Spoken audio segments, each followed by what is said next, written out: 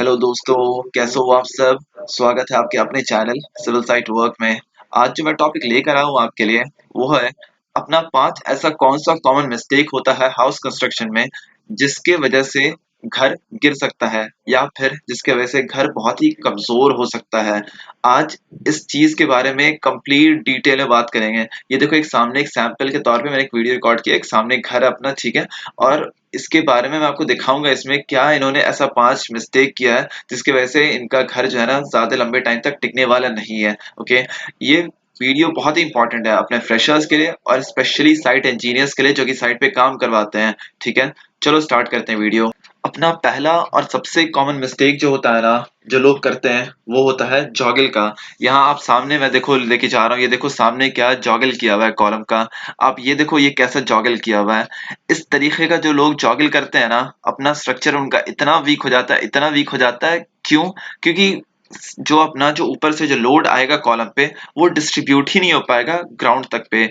जो कॉलम का जो फंक्शन है, जो काम करना है कॉलम को, लोड डिस्ट्रीब्यूशन का, कि लोड ऊपर से आएगा और उसको नीचे पहुंचाएगा बीम में, प्लिंथ बीम में, और प्लिंथ बीम फिर नीचे अपने फाउंडेशन को देगा वो लोड, और फाउंडेशन अर्थ में उसको डिस्ट्रीब्यूट कर देगा। वो जो काम है कॉलम का, वो कॉलम अपना काम कर ही नहीं पाएगा। क्यों? क्योंकि इसको बीच से मोड़ दिया गया है, और बीच से मोड़ने की वजह से अपने स्ट्रक्चर का क्या होता है कि स्ट्रेंथ जो होता है बहुत ही रिड्यूस हो जाता है।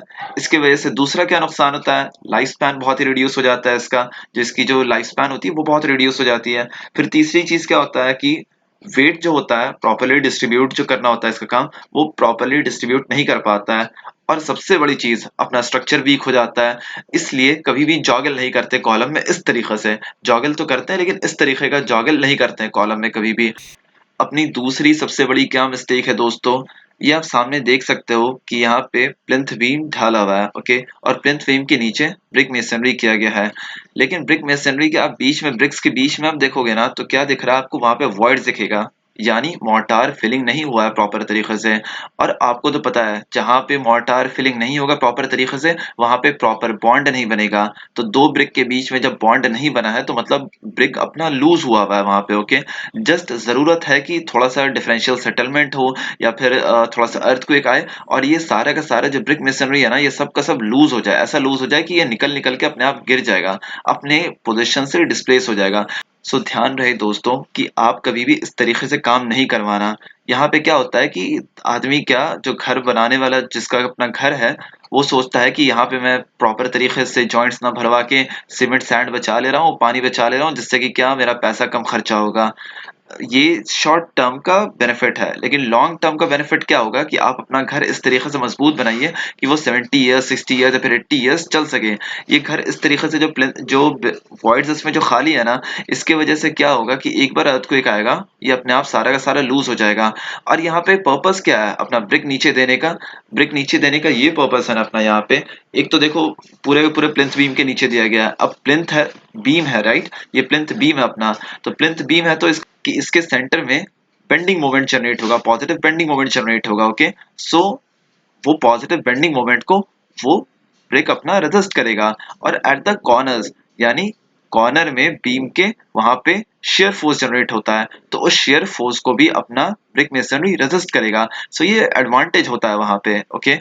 ब्रिक नीचे डालने का एक एडवांटेज होता है। और एक दूसरा एडवांटेज ये होता है कि अपना क्या प्लिंथ बीम थोड़ा सा और हाइट पे आ गया है, तो उसको एक नीचे सपोर्ट मिल गया है, जैसे एक जनरल तरीके से एक सपोर्ट मिल गया कि जिसपे प्लिंथ बीम अपना रखा गया है। सो एक ये भी फायदा होता है उसका। सो यहाँ पे अगर जॉइंट्स अगर खाली रहेगा ब्रिक मेसनरी के बीच में, तो वो उसका कोई फायदा ही नहीं है। फिर ब्रिक लगाने का तो वो तो ऐसा हो गया कि फिर अपने ब्रिक लगाए तो वो पैसा बर्बाद हो रहा है, कोई फायदा नहीं होगा उसका, ओके। सो आपको इस तरीके से काम नहीं करवाना है दोस्तों। तीसरा सबसे बड़ा मिस्टेक, जो बहुत ही भारी मिस्टेक होता है, वो होता है अपना लैपिंग का। कॉलम में जनरली क्या होता है ना, इंडिया में क्या देखा जाता है कि लोग क्या एक ही साइज का कॉलम बाज हर जगह पे लगाते जाते हैं। जैसे कि आप सामने देख सकते हो कि एक ही साइज का, मतलब लैपिंग लेंथ जो होगा ना हमारा, सब का सब लैप जो है वो एक जगह पे आ जाएगा। जबकि आईएस कोड 13920 उसके हिसाब से ये चीज एब्सोल्युटली रॉन्ग है। आईएस कोड 13920 क्या कहता है कि अपना आप स्लैब जो है या फिर प्लिंथ बीम जो है, उसके ऊपर आप 1 मीटर ऊपर, 1 मीटर आप ऊपर पहली लैपिंग दो आप कॉलम की, ठीक है। 50% जैसे अगर मान लो 4 सरिया आपने दिया है कॉलम में, ठीक है, तो 50% उसका 2 सरिया हो गया, राइट। तो 2 सरिये में आप मतलब प्लिंथ बीम से ऊपर 1 मीटर, ठीक है, वहां पे आप 2 सरिया में लैपिंग दोगे। फिर उसके बाद मिनिमम 1 मीटर आप और ऊपर जाओगे, ठीक है, और फिर उसके बाद वहां पे जो बाकी 2 सरिया बचा हुआ है वहां पे उसकी लैपिंग दोगे। आपको कटिंग लेंथ इस हिसाब से एडजस्ट करके रखना होगा, मतलब इस तरीके से कटिंग लेंथ करवाना होगा कि 1 मीटर का डिफरेंस आए लैपिंग में, ओके। लैपिंग में 1 मीटर का डिफरेंस आए आपका। जैसे अगर मान लो आपने कहीं पे 6 सरिया यूज किया या फिर 8 सरिया यूज किया है कहीं पे, तो आपके दोनों लैपिंग में मतलब 8 सरिया अगर यूज किया है तो उसका 50% 4 सरिया हो गया, ठीक है। तो 4 सरिया को आप एक जगह पे लैप करोगे और जो बाकी जो सरिया है, ठीक है, उसको आप 1 मीटर का डिस्टेंस छोड़ के, ठीक है, उसके बाद आप लैप करोगे। तो ये हमारा IS कोड 13920 इसी तरीके से लैपिंग करने को बताता है, ठीक है।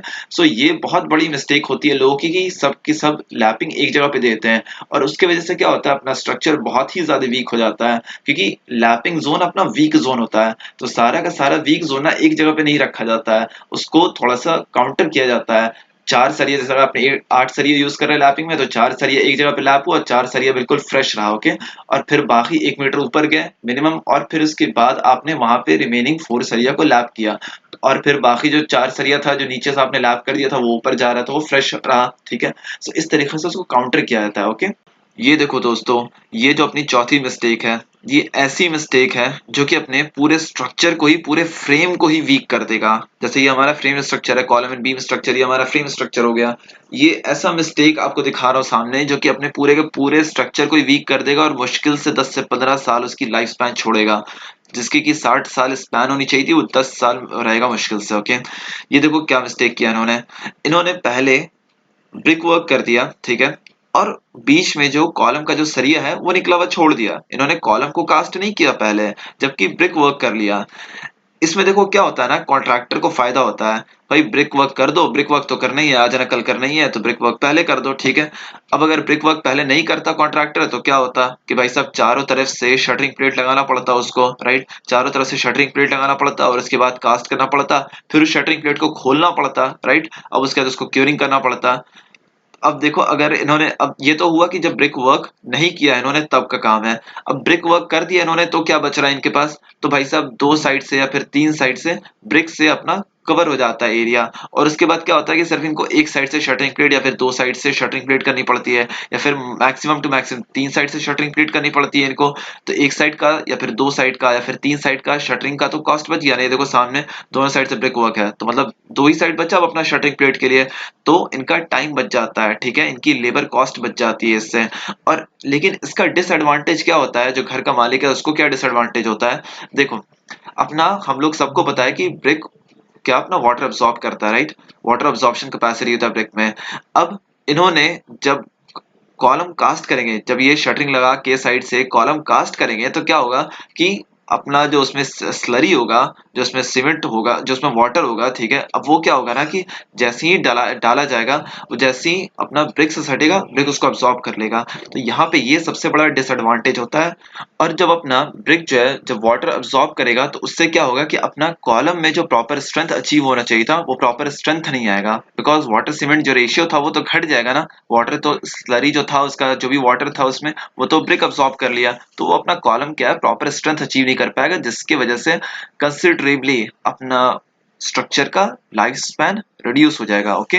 सो इसीलिए कभी भी ब्रिक वर्क पहले नहीं करते हैं, बल्कि कॉलम कास्ट करवाते हैं पहले। पहले भले ही इसमें थोड़ा टाइम ज्यादा लगता है, लेबर इंटेंसिव वर्क होता है, लेकिन इस काम को पहले करवाना ये ज्यादा समझदारी का काम होता है, ओके। दोस्तों इसके बाद आखिरी आखिरी अपना बहुत ही बड़ा कॉमन मिस्टेक जो कि होता है हर जगह साइट पे देखा जाता है, वो है हनीकॉम्ब का mistake. Irrespective of any structure, कोई भी स्ट्रक्चर बनाया जा रहा हो उसमें हनीकॉम्ब अपना निकलता ही निकलता है। अगर सही से वाइब्रेशन नहीं किया गया होगा तो हनीकॉम्ब आना ही आना है। लेकिन हनीकॉम्ब आना ऐसे प्लिंथ बीम में या फिर बीम में या फिर कॉलम में, ये बहुत ही बड़ा ड्रास्टिक ड्रॉबैक है कि अपना अगर प्लिंथ बीम में हनीकॉम्ब आ गया, इसका मतलब है कि वहां पे स्ट्रक्चर अपना कमजोर हो गया है। आप देख सकते हो कि हनीकॉम्ब किस तरीके का आया हुआ है इनके प्लिंथ बीम में। सो इस तरीके का हनीकॉम्ब को बिल्कुल अवॉइड करना होगा। कैसे अवॉइड कर सकते हो इसको? तो प्रॉपरली 40 mm के नीडल से आप वाइब्रेशन करवाओ अच्छे से देखो कि हर जगह जगह पे क्या अपना वाइब्रेशन हुआ होना चाहिए। उससे क्या होता है कि एयर वॉइड्स अपना रिलीज हो जाता है, और एयर वॉइड्स नहीं रहता है तो हनीकॉम्ब नहीं आता है। प्लिंथ बीम में हनीकॉम्ब आना दैट मीन्स स्ट्रेट फॉरवर्ड कि भाई साहब अपना स्ट्रक्चर गिर जाएगा कुछ टाइम में कोलैप्स कर जाएगा। ये देखो हनीकॉम्ब किस तरीके का आया हुआ है, और इन्होंने रिपेयर भी नहीं करवाया है। अगर हनीकॉम्ब मान लो इन एनी केस अगर निकल जाता है आपके साइड पे प्लिंथ बीम में या फिर किसी भी स्ट्रक्चर में फुल एफर्ट लगाने के बाद भी, तब आपकी रिस्पॉन्सिबिलिटी बनती है कि आप उसको रिपेयर करवा दो। ओके, प्रॉपर तरीके से आप उसको रिपेयर करवाओ। ओके, सो उम्मीद करता हूँ दोस्तों कि ये 5 जो मैंने आपको कॉमन मिस्टेक्स बताया है ये आप अपने साइड पे कभी भी नहीं होने दोगे। ओके, क्योंकि ये स्ट्रक्चर को बहुत ही कंसिडरेबल तौर पे वीक कर देता है, लाइफ स्पैन घटा देता है, उसकी स्ट्रेंथ प्रॉपर अचीव नहीं हो पाती अपनी बिल्डिंग की। ओके, सो उम्मीद करता हूँ दोस्तों आपको ये वीडियो पसंद आया होगा, और अपने दोस्तों के साथ ये वीडियो को शेयर करो, उनके भी नॉलेज को बढ़ाओ। मेरे चैनल को जरूर से सब्सक्राइब कर दो, उसके बगल में बेल नोटिफिकेशन बनेगा, उस आइकॉन को ऑन कर लो, और मेरी बहुत सारी वीडियोस पहले से डली हुई है, आप जाके देख सकते हो उन्हें। ओके बाय, नेक्स्ट वीडियो में मिलते हैं। Thank you.